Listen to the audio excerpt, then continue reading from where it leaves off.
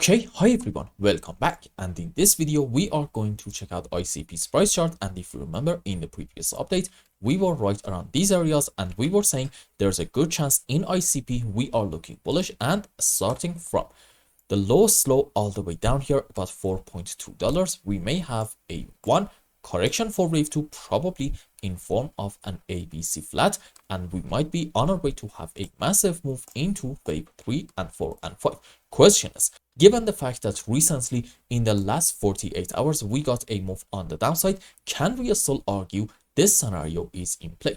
The answer is absolutely yes, and in fact we talked about this specific possibility in the previous video.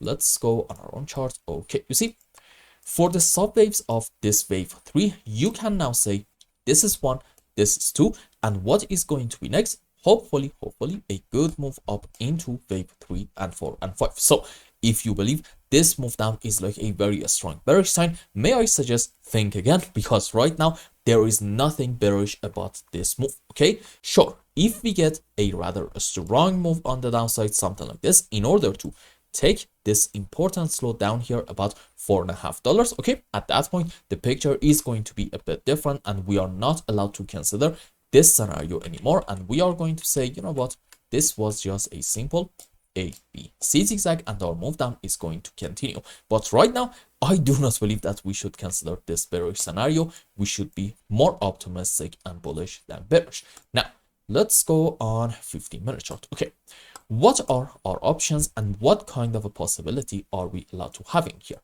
I think the first one is having an A, B, C in form of a zigzag, which the subways for it are going to be like this: 1, 2, 3, 4, 5 into A, correction for B, maybe ABC, maybe WXY, not important, and then 1, 2, 3, 4, 5 wave down into wave C. Let's go on the live chart. Okay, so here's the deal. I do not believe that we can say starting from this high to about this point we are having a 5 wave down. Why is that? Because I think in that case your best shot at finding a 5 wave is if, say, this is 1, 2, 3, 4, 5 wave down. However, in here our supposedly wave 3 is clearly the smallest wave, which is a big no-no in Elliott waves. So how I can identify a 5 wave in here? I'm going to argue probably starting from this high we are having a 1, 2, and then 1, 2, 3, 4, 5 wave down into wave 3, correction for 4, and yet another move on the downside into wave 5 to about this point, and then this might be an A, B, C in form of an expanded flat to about this high, and followed by that, I believe, yes, this can be 1, 2, 3, 4, 5 wave down into 1, correction for wave 2, and in here we are having a series of 1, 2s, and maybe the end of this larger degree wave 3 possibly can be somewhere around here. And then what we want to see is a very small correction for 4, and yet another move on the downside into wave 5. And at that point I'm hoping that these are going to be the subwaves for, you know the deal, an A, B, C zigzag, and we want to see in these areas a very strong move on the upside, a 1, 2, 3, 4, 5 wave without a lot of overlapping of the waves, in order to take this important high for the first target about, let's say, $5.9.5. Why is this important? Because if we go up from here, or like just the door, and take this high, at that point there's going to be pretty much no shot for us to be able to say this is an impulsive structure, and we just have to argue this is an ABC zigzag, and our move up most likely is going to continue at quite a bit of a rapid pace. Why? Because on a higher degree this might be a 1, 2, and then we're going to get magnificent move up into wave 3, 4, 5. And by the way, one very important characteristic of a wave 3 is what? Being a very strong and rather sharp move up. Okay, that's why I'm saying if we get a move up, it's going to be quite a big one. Now the question is, if our move down in like very short term is going to continue a little bit more, and it's going to be into this wave 5, what can be a likely target for it? Well, you see, in terms of classic TA, meaning support and resistances, there's actually a very important and strong support area right around the $5.2 region, and this is, I think, most likely the target for the end of this ABC zigzag, and I'm really hoping that from this area we get a beautiful bounce back. Also, let's go around here. whenever we are approaching to a very important support area and we are doing basically a series of lower highs and lower lows, right in here, if you check out RSI or MACD, you are actually going to see between the previous lower lows actually two consecutive higher lows, meaning in here we are going to have a beautiful bullish divergence. And do we have it at the moment or not? Let's zoom out more and see what is happening. The answer is absolutely yes. This is a low.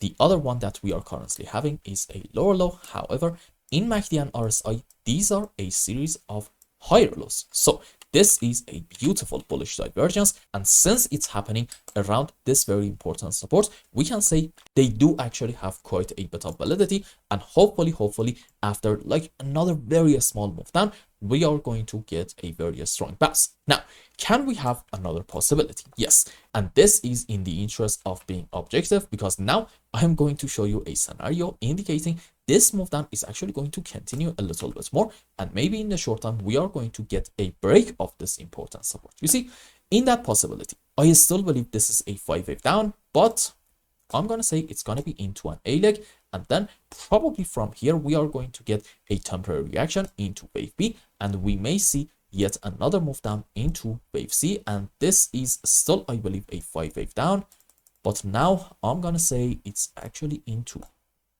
an A leg correction for wave B, another move down into C, and this is from here an A, B, C in form of a flat structure. So basically, I'm trying to tell you on a higher degree, there's also a chance that we may have a WXY in form of a double zigzag. Question is, how can we say whether this or the previous scenario is happening? I think basically your answer comes down to classic TA, meaning support and resistances, and as long as we are staying above this level, we are allowed to consider the most bullish scenario, suggesting this is an ABC and this move is soon going to come to an end. On the other hand, if we see a move down in order for us to go under here and then do a pullback and a continuation of this move, well, at that point we should probably count on this scenario playing out, this WXY in form of a double zigzag. And what is the target for this pattern going to be? Well, I think we can get help from gaps. You see, when this move up specifically happened, it was a bit too fast, and in H4 time frame, as a result of it, we did create a decent gap somewhere between 4.7 to about $4.8, and I believe gaps 95+% of the time are going to get filled. So the moment that we get a break of this level, for me, makes perfect sense to argue we're gonna have probably at least another 10% move down in order to fill this gap. And again, from this area, you want to see a very strong bounce back. What you do not want to see is a continuation of this move in order to take this low about $4.5, because at that point we need to be very careful and say, you know what, maybe we are not actually bullish and this is just a simple correction and our move down overall is not over yet. But as long as we are not doing that, I think we are allowed to be optimistic in ICP, and let's hope that soon this move down is going to come to an end, and from here we are going to get a good move up. And I hope I explained everything well and you understood what is going on in internet computers charts. Anyway, if you found any value in my content, I would really appreciate if you like this video and consider subscribing to my channel and follow me on Twitter. And if you want more, maybe you want a complete analysis for your own specific crypto, or maybe you want to learn some decent TA in order to be able to make good money in the markets, you can become a member and ask me anything you want. And until the next update, I hope you have a wonderful time. Goodbye.